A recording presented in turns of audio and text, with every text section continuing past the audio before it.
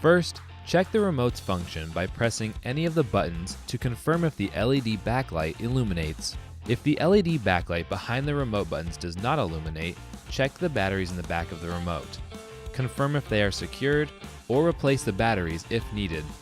Note that you can access your adjustable base's serial number on the inside of the remote cover. To pair the remote, first double-click the button on the top of the power down box. The white LED will illuminate to signify the system is now in pairing mode.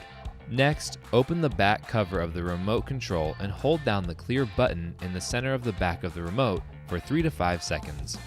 The white LED on the power down box will turn off when the connection is made. The remote is now paired to the system.